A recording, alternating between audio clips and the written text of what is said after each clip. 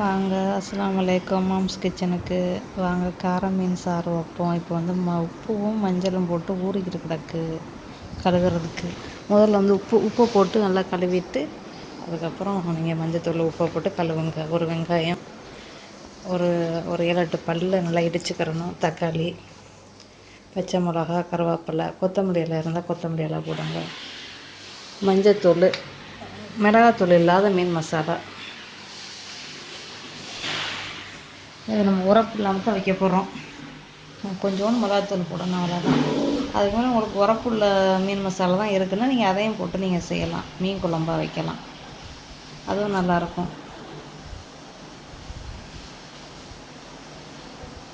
எண்ணெயை ஊற்றிக்கிறங்க.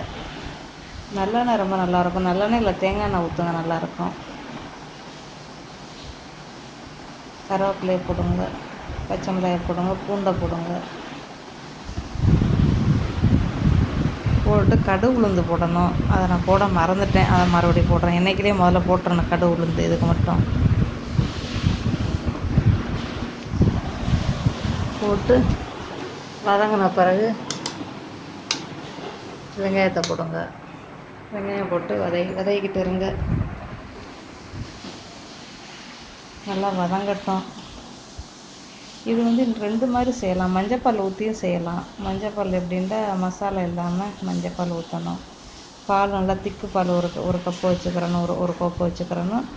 அதோடைய இது வந்து இது தேங்காய் பால், கோத்தாப்பால். நீங்கள் தேங்காய் பூ வேண்டாம் ஊற்றிக்கிறங்க. நம்மளுக்கு வந்து 1/2 மங்கு புளி தண்ணி, 1/2 மங்கு பால், 1/2 மங்கு மசாலா, அவ்வளோதான். இது மொத்தம் 1/2 மங்கு சூப்பு தான் இது.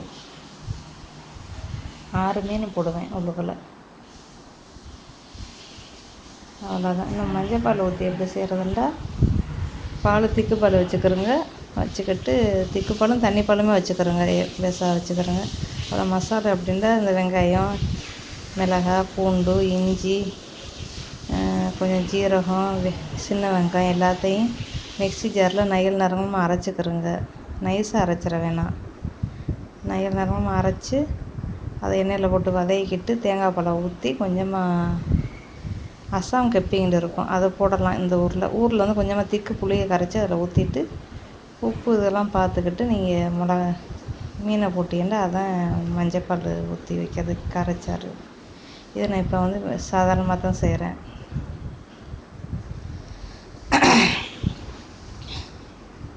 மீன் வந்து ஒரு 6 மீனுக்கு குறைஞ்சி போட முடியாதும்மா.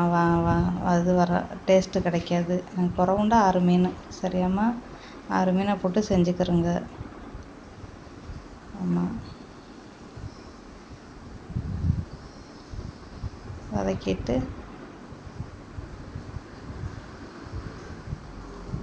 மசாலா போடுங்க. இது வந்து உரப்பு இல்லாத மீன் மசாலாம்மா. மிளகாத்தூள் வேண்டாம், நம்ம சேர்த்துக்கிறலாம். 2 ஸ்பூனு. கொஞ்சமாக மஞ்சத்தூள்,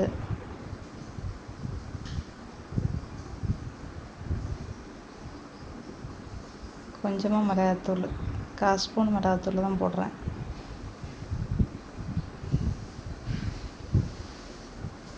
மஞ்சத்தூள் 1/4 ஸ்பூனு, மீன் மசாலாத்தூள் 2, மிளகாத்தூள் 1 அரை தான் போட்டிருப்பேன்னு நினைக்கிறேன்.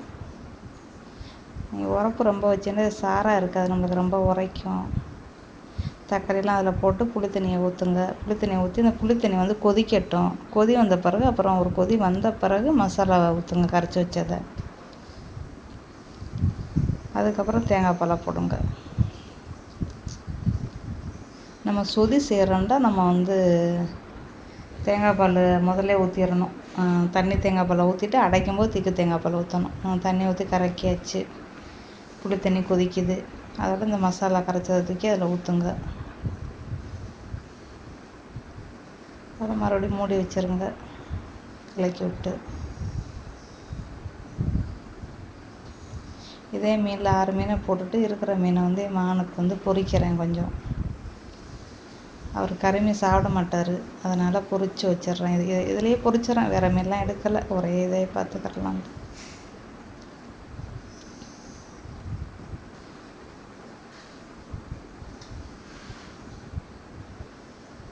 கறி கொதிச்சுக்கிட்டு இருக்கு. இப்போ வந்து தேங்காய் பால் கலக்கி வச்சுருக்கிறேன். தேங்காய் பால் எடுத்து ஊற்றுங்க.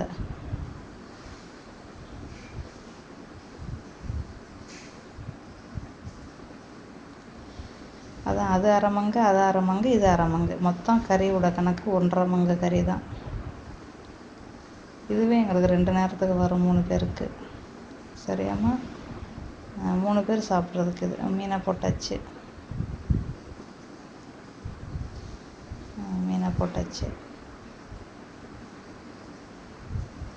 மீனை போட்டு லேசாக கொதி வந்த பிறகு தேங்காய் பாலை போட்டு லேசாக முறை வந்ததோடு அடைச்சிட வேண்டியதுதான்.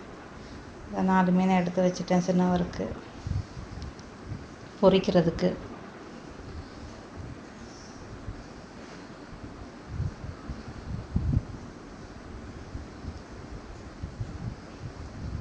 ரொம்ப அந்த மீன் வந்து ரொம்ப உடஞ்சிரும். அதனால் ரொம்ப கவனமாக தான் எடுக்கணும். உப்பு பத்தலைன்னா உப்பு போட்டுக்கிறோங்க. இப்போ வந்து லேசாக அப்படியே கிண்டி விட்டுட்டு ரொம்ப இது பண்ணினா மீன் உடஞ்சிரும். இந்த கார மீன் வந்து அப்படி தான் உடஞ்சிருச்சுட்டா அது வந்து கறியெல்லாம் நம்மளுக்கு சாரெல்லாம் நம்மளுக்கு முள்ளாக போயிடும். ரொம்ப கவனமாக இருக்கணும். ஒரு கொதி தான், அதோட தேங்காய் பால். அதில் மறுபடியும் இன்னும் கொதி வர்றதுக்கு முதலே நீங்கள் அடைச்சிட வேண்டியதுதான். இது வந்து கேப்பக்களிக்கு ரொம்ப நல்லாயிருக்கும். கேப்பக்களி, கம்பங்களிக்கு ரொம்ப நல்லாயிருக்கும். இதை நான் சொன்ன அஸ்ஸாம் கப்பிங்க.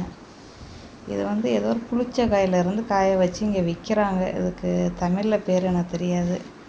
இது வந்து மஞ்சப்பால் ஊற்றி செய்யும்போது இதை பவச்சிக்கரலாம். புளி கரைக்க வேண்டியதில்லை. இந்த மாதிரி கறிக்கு நீங்கள் 2 போடணும், அவ்வளோதான்.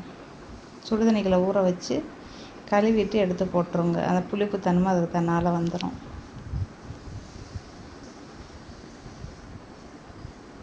அவ்வளோதான். இதுக்கு மேலே அடைச்சிட வேண்டியதுதான்.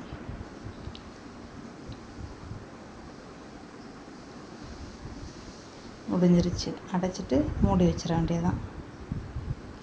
எப்போவுமே வந்து மீன் கறி, மீன் சாறு, மீன் என்னத்தை செஞ்சேன்னாலும் சரி சுட சுட சாப்பிடாதே, டேஸ்ட் இருக்காது. கொஞ்சம் வெதுவெதுன்னுங்கிற பதத்தில் சாப்பிட்டு பாருங்கள், நல்லா டேஸ்ட் இருக்கும். அந்த மீனோட இதெல்லாம் நம்மளுக்கு அந்த கறியில் இறங்கிரும். அப்புறம் நம்மளுக்கு டேஸ்ட் இருக்கும். செஞ்சு சாப்பிட்டு எப்படி இருக்குன்னு சொல்லுங்கள்.